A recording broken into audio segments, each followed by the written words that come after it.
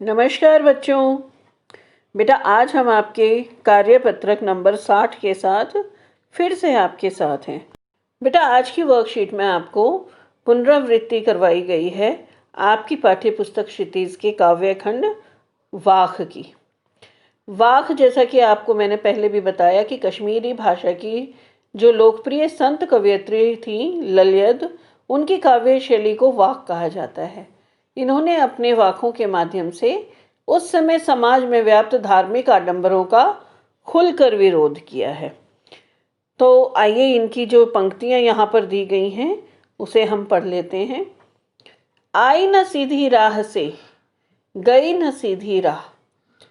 अपनी इन पंक्तियों में कवयित्री क्या कहती है? मनुष्य जो ईश्वर को प्राप्त करने के लिए अलग बहुत तरह तरह के प्रयास करता है, उन पर प्रहार किया है, उन पर व्यंग्य किया है कि मुझे बहुत पश्चाताप हो रहा है कि मैं जीवन भर असत्य मार्ग पर चलते हुए ईश्वर को खोजती रही, अर्थात मैं भक्ति मार्ग को त्याग कर हठ योग का सहारा लेकर अपने और ईश्वर के बीच सेतु का निर्माण करना चाहती थी। सुषुम सेतु पर खड़ी थी, बीत गया दिन आह। सुषुम सेतु, सेतु मतलब पुल, यानी कि शाम का जो पुल है प्रिया, कि मैं उस प्रभु के और अपने बीच सेतु का निर्माण करना चाहती थी। जेब टटोली कोड़ी ना पाई। जेब टटोली मतलब जब मेरा अंत समय आया उस समय मैंने जेब टटोली, जेब कौड़ी ना पाई। यहाँ पर कौड़ी का अर्थ किससे है? हमारे कर्म, अच्छे कर्म, अर्थात कि जब मैंने अपने जीवन का हिसाब किताब किया तो मैंने कोई भी ऐसा अच्छा काम नहीं किया है जिससे कि मैं मृत्यु के बाद ईश्वर को अपना मुंह दिखा सकूं।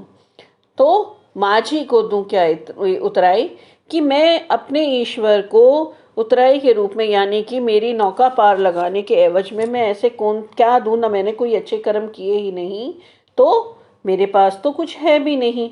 माझी किसको कहा गया है? ईश्वर को। तो चलिए अब हम इसके भावार्थ को पढ़ लेते हैं बेटा। इसका भावार्थ है, अपनी इन पंक्तियों में कवयित्री ने मनुष्य द्वारा ईश्वर की प्राप्ति के लिए किए जाने वाले प्रयासों पर कड़ा प्रहार किया है। कवयित्री इन पंक्तियों के माध्यम से कहना चाहती है कि मुझे पश्चाताप हो रहा है, मैं जीवन भर असत्य मार्ग पर चलते हुए ईश्वर को खोजती रही, अर्थात मैं भक्ति मार्ग को त्याग कर हठ योग का सहारा लेकर अपने और ईश्वर के बीच सेतु यानी कि पुल का निर्माण करना चाहती थी। मतलब मैं हठ योग अपनाना चाहती थी, ना कि भक्ति मार्ग। जबकि ईश्वर किस तरीके से प्राप्त होंगे? भक्ति मार्ग से। परंतु मैं निरंतर अपने इस प्रयास में असफल होती रही और धीरे धीरे मेरी उम्र घटती गई, यानी कि मैं मृत्यु की ओर बढ़ती गई। मैंने अपने जीवन का हिसाब किताब किया तो पाया कि मैंने कोई ऐसा अच्छा काम किया है जिससे मैं मृत्यु के बाद ईश्वर को मुंह दिखा सकूं। मैंने तो पूरा जीवन हठ योग में व्यतीत कर दिया है। यदि मेरे जीवन का माझी रूपी ईश्वर, किसको कहा गया है माझी? मैंने बताया था आपको बच्चे, माझी कहा गया है ईश्वर को, जो हमें इस जीवन रूपी सागर से, भव सागर से पार उतारते हैं। तो मेरे माझी रूपी ईश्वर मुझसे उत्तराई के रूप में मेरे पुण्य कर्म मांगेंगे, तो मैं उन्हें क्या दूंगी? इस बात का कवयित्री को बेहद अफसोस है, क्योंकि जो समय एक बार बीत जाता है वह दोबारा लौटकर नहीं आता। चलिए अब इसके प्रश्न उत्तर कर लेते हैं हम लोग। पहला प्रश्न है, जेब टटोली कोड़ी ना पाई। इन पंक्तियों का भाव स्पष्ट कीजिए।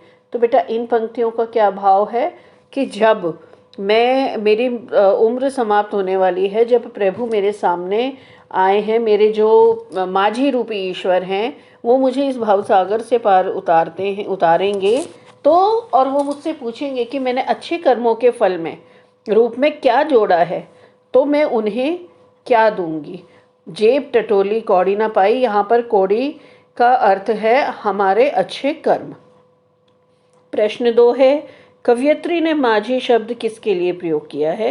तो कवयित्री ने माझी शब्द ईश्वर के लिए, यानी कि प्रभु के लिए, भगवान के लिए प्रयोग किया है। प्रश्न 3 है, कवियत्री इन पंक्तियों के माध्यम से क्या कहना चाहती है? तो कवियत्री बेटा इन पंक्तियों के माध्यम से कहना चाहती है कि हमें बहुत कड़ी तपस्या करके या अलग अलग तरीके के व्रत उपवास वगैरह रख के हमें ईश्वर की प्राप्ति नहीं होती है। ईश्वर की प्राप्ति हमें अच्छे कर्मों से होती है। इसलिए मृत्यु से पहले उस परमेश्वर को पाने के लिए हमें अच्छे कर्म करने हैं। नहीं फ़र्क पड़ता कि हम हिंदू हैं, मुस्लिम हैं, हमारी जाति का कोई अर्थ नहीं है, हमारी जो ऊंच नीच ये सब कुछ नहीं है। हमें अच्छा मानव बनना चाहिए, हमें अपने कर्म अच्छे करने चाहिए, तभी हम आगे जाकर मृत्यु के पश्चात ईश्वर को अपना मुख दिखा पाएंगे।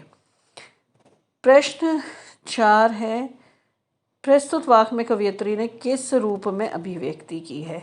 तो कवियत्री ने इस संसार रूपी भवसागर में एक ऐसे यात्री की जिसे कि मृत्यु के पश्चात भगवान के पास जाना है, ऐसे रूप में अभिव्यक्ति की है, जिसे यह चिंता सता रही है कि जब उनके जीवन का अंत आएगा तो भवसागर पार करवाने वाले माझी अर्थात भगवान को वह क्या मुँह दिखाएगी, क्योंकि उसने कोई भी अच्छे कर्म नहीं किए हैं।